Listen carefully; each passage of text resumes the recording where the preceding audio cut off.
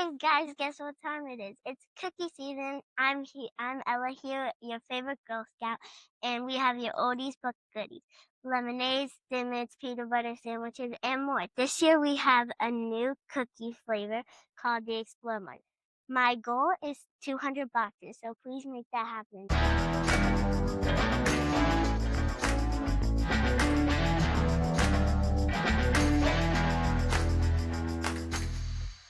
You're gonna buy cookies anyway, so why not buy them from me?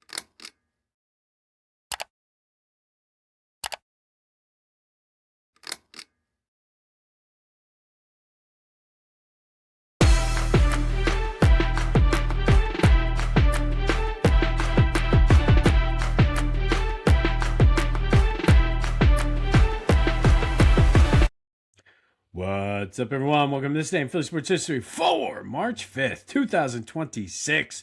I'm your host, Jim Montgomery. Welcome to a Thursday edition of the podcast. It's going to be rainy, but it's going to be 50 degrees outside, going up later next week into the 70s.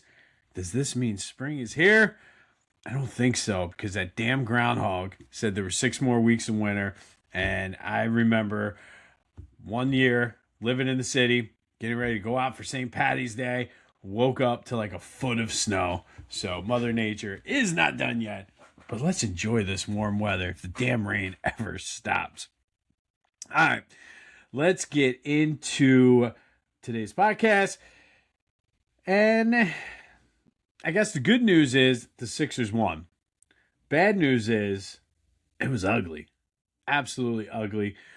Caught most of the second half, and I mean 106-102 against the Jazz, who are not a good team. Granted, there was no Joe, no VJ, of course, no Paul George. VJ's out with a back bruise. Hopefully that's just more of a precautionary thing. But Quentin Grimes came through in the clutch, hitting 2 big 3 throws down the stretch. Maxey threw in 25. Again, it wasn't pretty. They were shorthanded. They escaped with the win.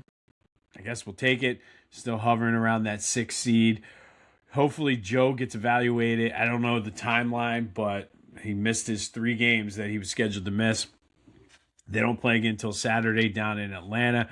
So hopefully we see Joe come back. But man, it was a brutal, brutal game to watch.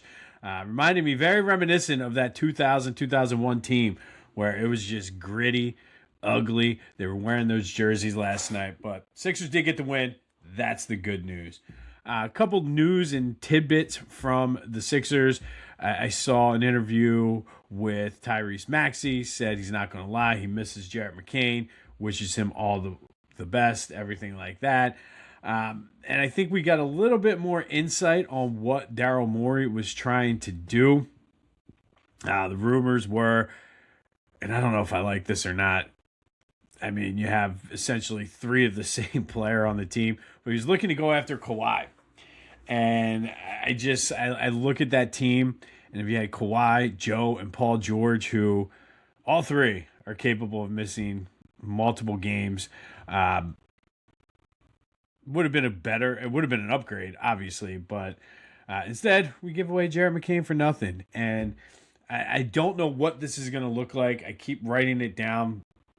It's just been so busy, but I do think there's a segment or a episode or something about Sixers curses and how the Sixers are just a cursed organization. I saw one person yesterday on Twitter describe it as they can't get out of their own way. So they get the win, 106-102. Wasn't pretty. Tyrese Maxey's not happy with the way. And again, I'm not starting rumors. I'll get more into rumors later. I'm not starting any rumors. He said he misses Jarrett McCain. So if you read between the lines, he's essentially saying he's not happy that his friend is not there. Not saying anything else. That's how rumors get started. I'm not spreading false information. I'm not doing a hot take. I'm just telling you the words that came out of Tyrese Maxey's mouth. Guy going after Kawhi. Just the organization is a mess. And I've noticed too, and I will take full responsibility for this and try my best to not do this again. But every time I say I'm back in, something crazy happens. And as soon as I said I was back in, Joe's missed the last 3 games. Sixers have looked like crap. So even if I am back in, I might just keep it to myself to avoid the jinx. Anyway, they're in Atlanta on Saturday. Hopefully Joe returns. Flyers return to action tonight down at the X versus the Utah Mammoth. The trade deadline is Friday. Flyers have won 3 in a row. I don't know. What's Danny going to do? Danny is usually active, I will say that, at the trade deadline. And I think he and Keith Jones have been getting a lot of crap lately. But I got to say, I mean, they're on the cusp. They're like 6 points out, I think, because Boston won the other night. Do they make a run for it, or do they just tank the rest of the season and improve their draft picks? I think you can make the argument either way. But one thing's for sure, they do need some pieces. They do have some of the young guys down in various places that are maybe a year or 2 away. But I also feel like the Flyers have been a year or 2 away for like 6 years now. But Flyers Mammoth tonight down at the X. Not a whole lot of Eagles news as we approach free agency. But down in Florida, Aaron Nola looked pretty good in an exhibition game against Team Canada. 3 scoreless innings. Had 4 strikeouts, hit almost 93.9 to be exact. So Nola looked good. He was painting the corners, which is good for Knowles. No meatballs against one of the teams in the World Baseball Classic as he leaves now to go play for Team Italy. So that's 3 straight starts. Maybe not 3 straight, but either way, 3 starts from 3 guys who figure to be key contributors in that rotation where they look sharp. It's still early, still not against major league talent, but the way Nola pitched last year, you got to take the positives when you can. All right, yesterday's trivia question. Who holds the Sixers single-game record for assists with 21? That would be 3 players. James Harden. You should have known. There's always that tie-in. You should have known James Harden was one. Mo Cheeks and Wilt Chamberlain. Wilt did it during his famous 20-20-20 or quadruple-double or double-triple-double that the grammar police came and told me is not appropriate language, but double-triple-double. So thank you, everybody who reached out for that. Everybody got Harden and Mo Cheeks. Nobody got Wilt. A lot of people guessed his career high was 16. A lot of people saying Tyrese Maxey, but it was indeed the Big Dipper, Wilt Chamberlain. All right, some quick housekeeping notes. Be sure to follow me on all social media platforms at Philly Jimbo. Subscribe to the YouTube channel, Jimbo_Mont. That's the best way to stay in the loop. I have a lot of stuff in the pipeline, working with the Philadelphia Sports Hall of Fame. And I will make sure all of that gets posted to my YouTube channel as well. So best way to stay in the loop is to subscribe. Speaking of the Philadelphia Sports Hall of Fame, I'm very excited. I'll have a recap tomorrow. I'm going down to the National Liberty Museum tonight. I confirmed it. They are doing for the America's 250th birthday a year-long, I guess, exhibit on the forgotten freedom of assembly, and there's a piece of the exhibit that deals with going to sporting events and how that has helped shape American culture and things like that.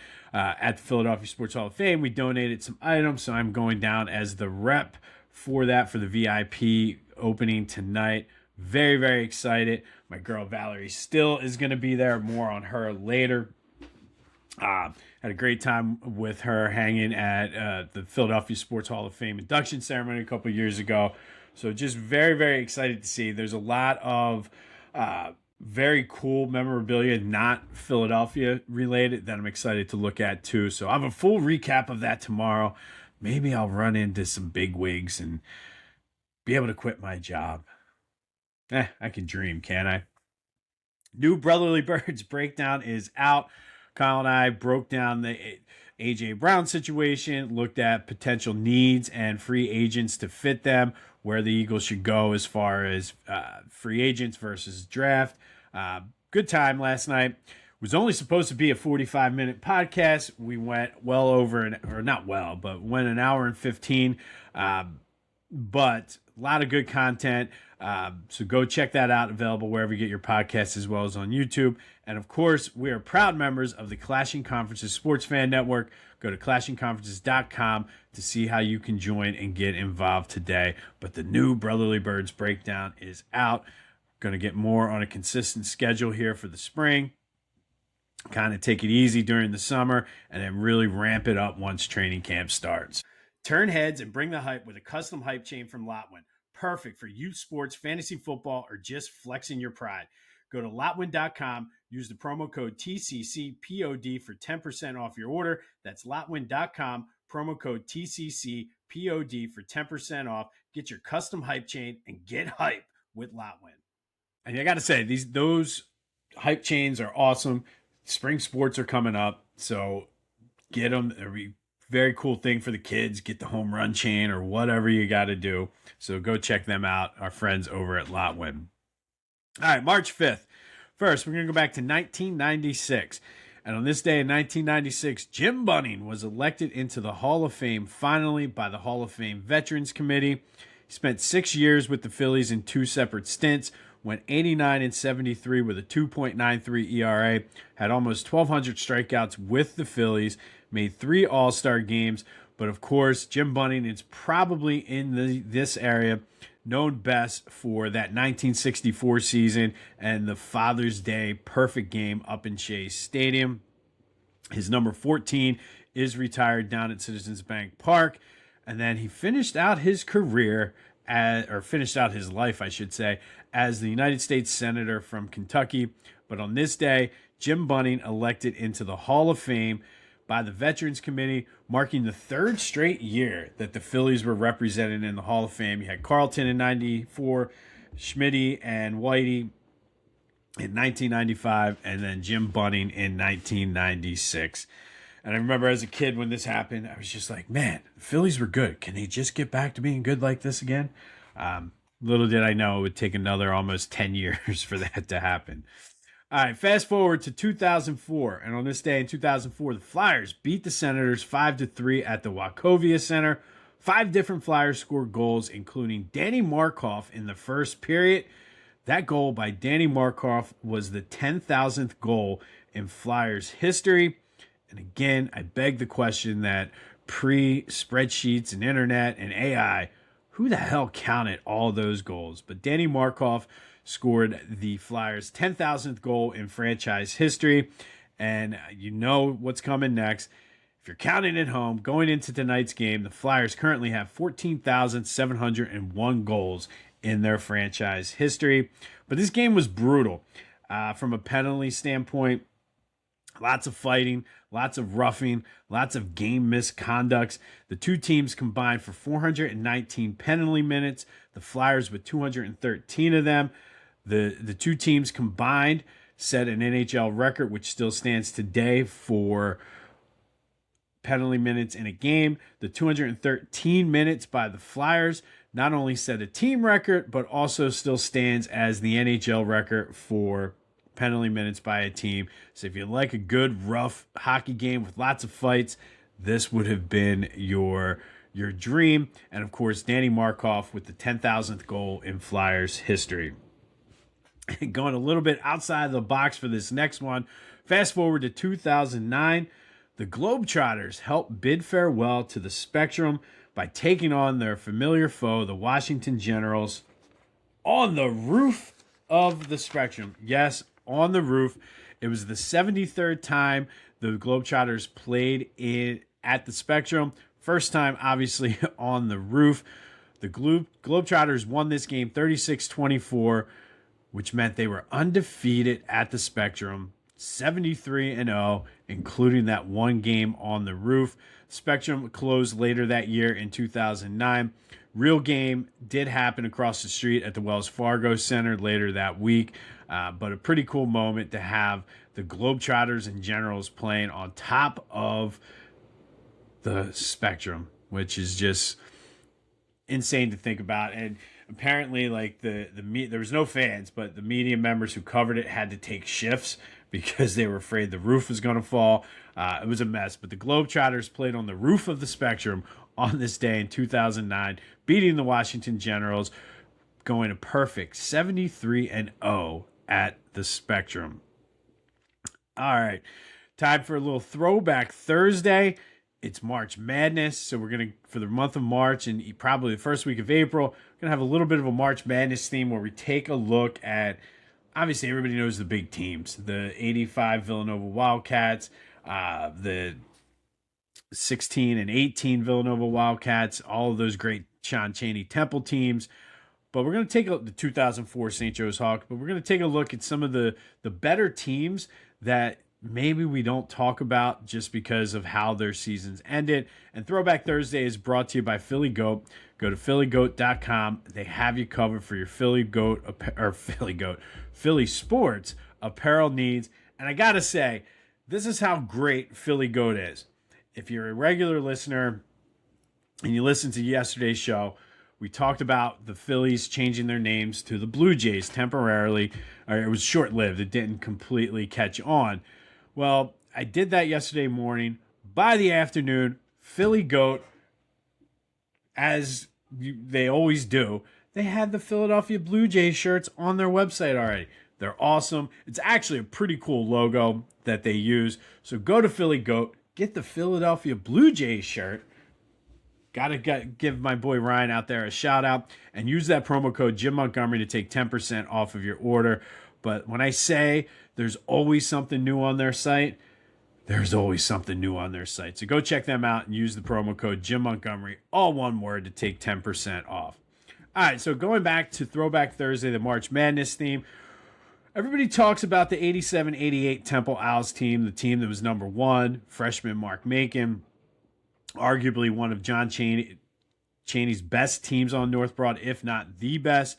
I know I'm partial to the 99-2000, but that's a different story for a different time.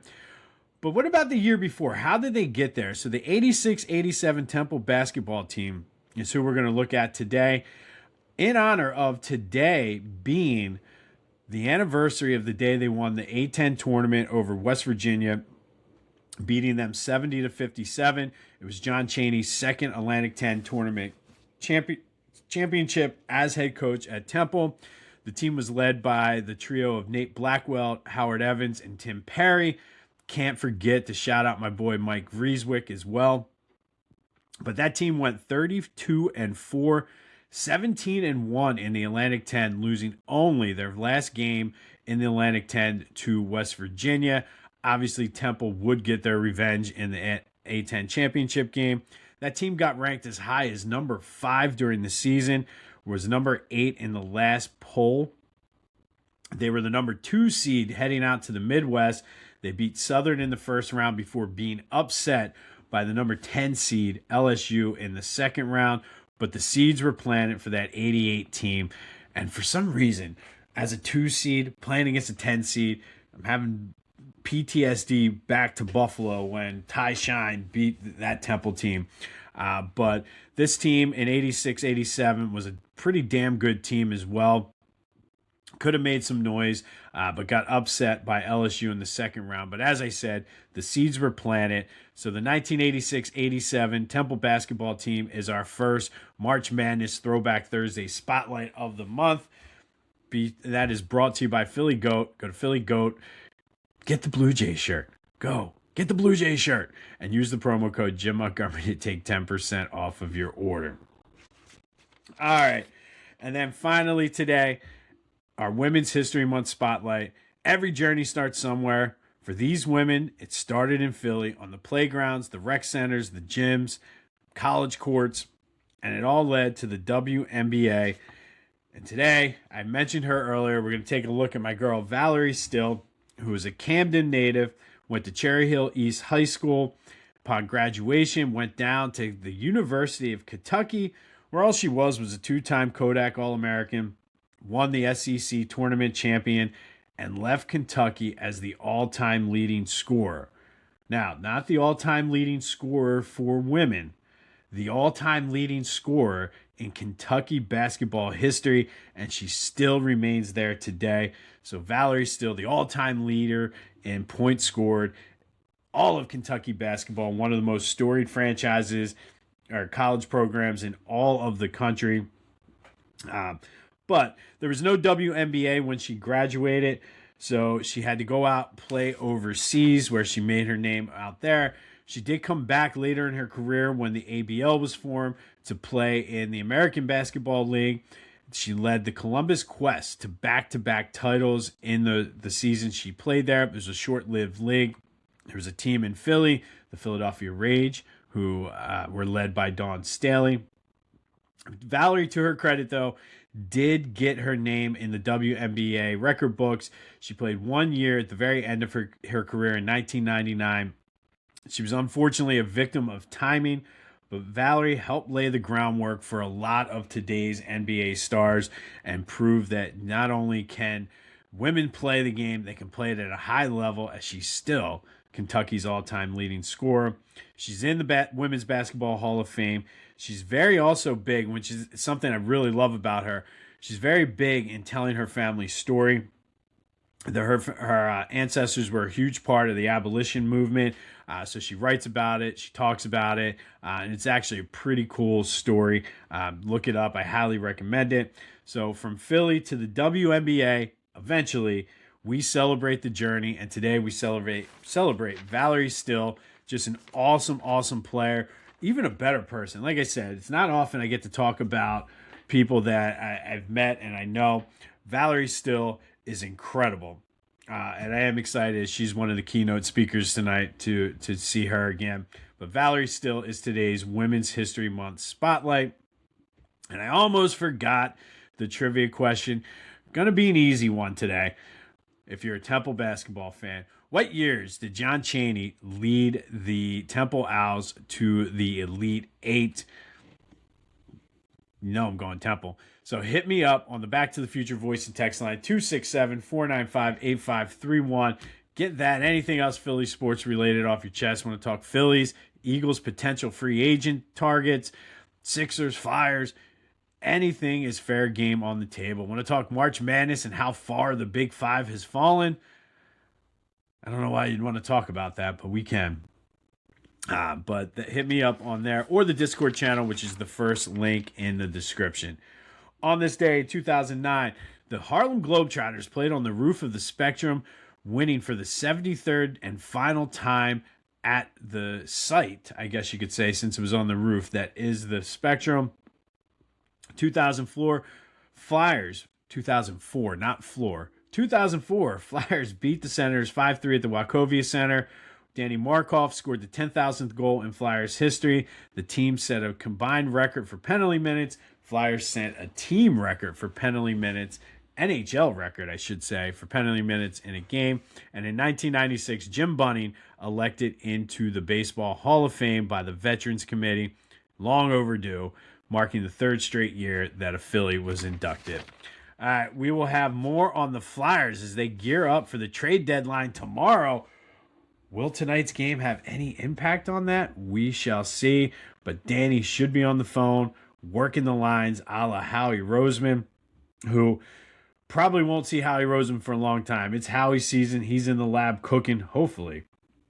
But we'll have any potential updates on anything Eagles as well tomorrow. Of course, it's Friday. We spent Fridays with AI. We'll see what AI has in store for us tomorrow. But this has been This Day in Philly Sports History for March 5th, 2026. My name's Jim Montgomery. Go have yourselves a Thursday. I'm excited to update you on the National Liberty Museum exhibit VIP ceremony tonight. But be sure to look it up. It's actually very cool, especially if you're a history person too. Very cool exhibit overall. And honestly, the National Liberty Museum is a pretty cool, one of the better museums to go to anyway. But as I said, we'll be back tomorrow. I'm Jim Montgomery. And until then, I'll see you when I see you.